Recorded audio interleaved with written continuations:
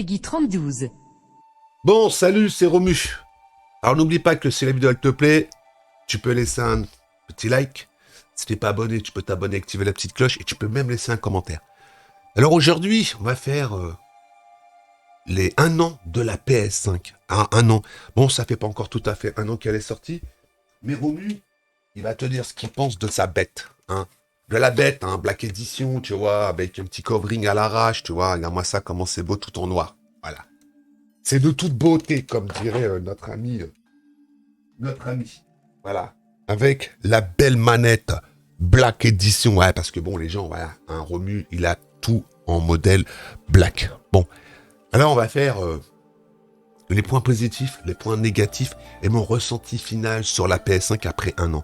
Bah ouais, je l'ai fait avant tout le monde parce que bientôt tout le monde va faire 1 an de la PlayStation 5, 1 an de la Xbox. Bah moi je prends de l'avance. Comme ça, je roule sur tout le monde, je donne mon avis, puis j'aurai pas besoin de faire la vidéo le jour de l'anniversaire de la console. 1 mois de plus, 15 jours, 3 semaines. On s'en bat les Pokéstex, ça changera pas ce que j'en pense de cette fameuse PlayStation 5. Alors on va recommencer par les choses positives sur la PlayStation 5. Alors les choses, pour moi la plus grosse chose positive sur la PlayStation 5, on va vous montrer. Hein, voilà, c'est la manette. C'est la manette. La prise en main de la manette, l'ergonomie de la manette. Pour moi, la DualSense, c'est une putain de bonne manette. Mais après, il y aura aussi du négatif par rapport à cette manette. Mais ce sera dans la section points négatifs. Alors la première bonne chose sur la PS5, la manette. La manette qui révolutionne soi-disant le game. Ok. Deuxième bon point pour la PS5, on va dire que c'est la rétrocompatibilité avec les jeux PS4. Hein. C'était le minimum syndical que Sony pouvait faire. Voilà. Le plus gros point positif aussi sur cette console, on dira que c'est l'interface de la console. Elle a une interface très simple, très accessible pour la majorité des gens. Hein. Faut pas sortir de Saint-Cyr pour comprendre comment marche la console. Donc, l'interface de la PlayStation, super. Il n'y a rien à dire. La petite musique, voilà, il y a plein de bons trucs hein, dans la PlayStation 5. Un truc aussi qui est quand même assez bien, hein, c'est le PS Plus. Hein. Le PS Plus, quand on te donne des bons jeux, ça peut le faire, voilà. Hein. Pour 60 balles sur une année, qu'on t'offre des jeux qui sont seulement accessibles quand t'as le PS Plus. Je rappelle, c'est un point négatif, mais quelque part, bon voilà, si t'as mis 60 balles pour avoir ton PS Plus, t'as tes jeux, et puis quand tu l'as plus, bah tu repayes 60 balles. Mais le PS Plus, quand même, il donne quand même des bons jeux de temps en temps, Sony. Hein. On dira qu'il y a des mois, c'est de la merde, puis il y a des mois, c'est du bon, quoi. Donc, il te laisse pas à la rue. Un gros point aussi positif, et que ça, on peut pas dire, c'est que quand tu achetais ta PlayStation 5, tu avais le droit à 10 jeux gratos offerts dans le PS. Direct parce que tu étais, on va dire, VIP et que tu avais la PS5. Donc ça, c'est pas mal. Ce qui permettait à des gens qui n'avaient pas fait les jeux à l'époque, bah, de les faire sur PS5. Voilà. Plus le jeu Astrobot qui était offert. Astro machin. Là. Je sais même plus si c'est Astrobot le nom du jeu. Donc tu avais quasiment 11 jeux gratos avec ta PS5. Donc ça, c'était au taquet. Voilà. Alors, il y a d'autres choses qui sont pas plus mal hein, sur la console, mais la différence entre la PS4 et la PS5, c'est surtout au niveau du bruit. Voilà, ça, il y en a quasiment plus, mais il y en a encore un petit peu. Hein. Le lecteur CD, on l'entend, hein, surtout quand il y a un accès CD, et puis on entend toujours ce léger sifflement qui fait le bruit du ventilateur de la PS5, puisque, je suis désolé, hein, la PlayStation 5 n'est pas silencieuse. Par rapport à une Xbox, Xbox roule sur la PS5 au niveau du silence. Mais bon, c'est pas grave. C'est pas non plus catastrophique, mais il faut quand même le souligner. Voilà. Alors, un point positif aussi sur la PlayStation 5 par rapport à la PS4, c'est les temps de chargement. Les temps de chargement sont, oui, beaucoup réduits. Oui, il n'y a pas de problème avec ça. J'assume, oui, il n'y a pas de problème. Mais c'est pas non plus, voilà quoi. Quand tu avais l'habitude d'attendre pour jouer à des jeux, une téléportation sur Ghost of Tsushima où t'attendais sur ta PS4, je sais pas, 40 secondes, là tu te retrouves à même pas 10 secondes, bah ça change la vie, oui, mais bon, c'est pas non plus, voilà, quand t'avais l'habitude d'attendre, bah t'attends, de toute façon quand t'as pas le choix, donc, voilà. Et puis, une chose aussi qui est bien sur la PlayStation 5, et que ça, tu peux pas le faire sur ta Xbox, à part d'aller coller des autocollants à la con, ben, c'est que tu peux la customiser ta PS5 en changeant les plaques. Bon, c'est pas des plaques officielle de chez Sony, mais ta PS5, tu peux la faire noire, tu peux la faire bleue, rouge, t'as quasiment beaucoup de couleurs où tu peux changer les plaques. Après, tu colles un petit autocollant devant, puis voilà. Ta console est custom. Sans te prendre la tête avec ta Xbox, tu dois coller des autocollants tout pourris. Voilà. Donc, ça, c'est aussi un point positif pour les mecs qui aiment pimper leur console. Bon, on va passer maintenant sur les points négatifs. Ah, les points négatifs. Les points négatifs de la PS5. Ah, il y en a beaucoup, hein. Il y en a beaucoup.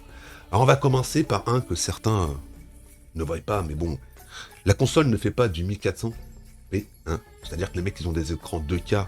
Tu peux te brosser, hein. Tu joueras jamais avec ta PS5 sur l'écran. Ça peut arriver. Un mec qui a un PC, un écran 2K et qui veut jouer dessus, eh ben tu pourras pas puisque la console fait que du 1080p ou de la 4K. Enfin de la 4K. Alors après, c'est pareil. Sur un truc, moi, qui me dérange sur cette console, c'est l'autonomie de la manette. L'autonomie de la manette.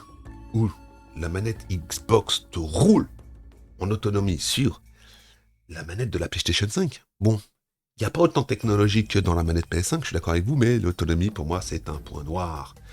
C'est un point noir.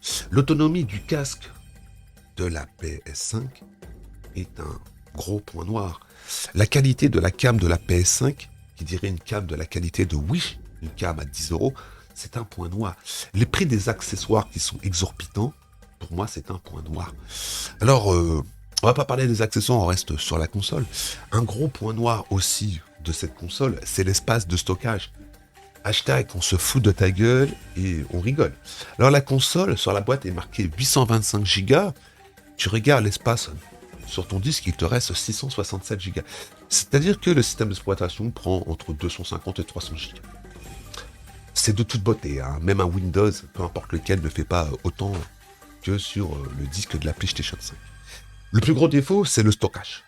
Le plus gros défaut aussi de cette console, c'est le prix exorbitant pour rajouter du stockage dans la console. Donc moi, je vous invite, si vous avez un disque dur externe, de ne pas vous emmerder à aller acheter leur fameux disque à la con pour, soi-disant, avoir un super accès disque, et puis une chose assez humoristique, hein.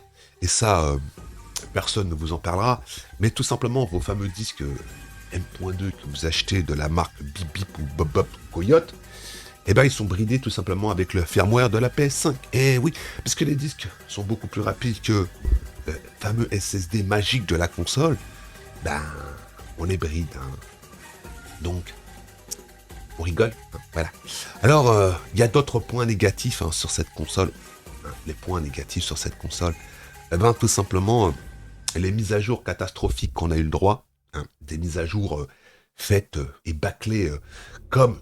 Pour toi qui n'étais pas streamer, tu ne l'as pas vu, mais les mecs qui étaient streamers, quand tu avais une carte d'acquisition, il y avait des glitches graphiques, il y avait même des baisses de luminosité au niveau de l'affichage, parce que la console envoyait un mauvais signal au niveau de la carte d'acquisition. Il y a eu tous les crashs qu'on avait le droit, les problèmes quand tu éteignais la console, ou tu la laissais en veille, tu avais des problèmes qui pouvaient même carrément flinguer ta console. Donc... et puis il y a aussi une chose, moi, qui me dérange. On va parler un petit peu parce que bon, ça, malheureusement, c'est le service client, hein. Le service client de Sony qui réclame 270 €, des fois pour des trucs abusés. Je vais te donner un exemple. Dernièrement, un mec est venu me voir, m'a dit ouais, j'ai voulu nettoyer la console, j'ai tiré sur le ventilateur, enfin sur les pinoches du ventilateur pour l'enlever. Et puis ben le mec s'est retrouvé avec les 3 pattes qui était soudé sur la carte mère arrachée, hein, donc voilà. Et puis pour finir, hein, comme ça, on dira que la qualité de la console fait vraiment très très cheap par rapport à une Xbox Series X. Donc pour moi, la PS5, c'est une bonne console. Si tu n'as pas de PS4, ta PS4 a cramé et que tu arrives à te décoter une PS5, prends une PS5. Mais pour moi, c'est une console pas finie. Voilà, pour moi, c'est une console qui n'est pas aboutie. Pour moi, on dirait que c'est une version bêta, hein. C'est une version bêta et que là, ils sont en train de corriger les erreurs qu'ils ont fait. Ils ont modifié la puce Wi-Fi. Ils ont enlevé 1 kilo, presque 3, non, pardon, pas 1 kilo, 300 grammes de cuivre dans la console. La console est mieux refroidie. Donc, les premiers qui ont acheté les consoles, on essuie les plates. C'est comme d'habitude. Donc, est-ce qu'il faut acheter une PS5 ? Si t'as pas de PS4, ou que t'as revendu ta PS4 pour t'acheter une PS5, ouais, mais pas à plus de 500 balles. Voilà. Et puis, la seule chose qui fait réellement l'avantage de Sony par rapport à Microsoft ou même à Nintendo, eh ben, c'est ces jeux. Voilà. Alors, si tu es un adepte des jeux de Sony, eh ben, prends-toi une PlayStation 5. T'auras du 60 FPS, 60 FPS constant. Certains jeux en 4K, 30 FPS, mais le trick racing, le quick racing, les keket racing, ben, faudra que tu le cherches. T'auras pas tout, puisque la console, techniquement, on t'avait promis beaucoup de choses. Comme d'habitude, c'est beaucoup de perlimpinpin, mais bon, c'est pas grave. Donc, c'était l'avis de Romul et Bon Tuyau après quasiment 1 an sur la PlayStation 5. Est-ce que je regrette mon achat ? Je vais être sincère avec toi, non, je regrette pas mon achat. Je regrette tout ce que j'ai fait pour l'avoir. Voilà.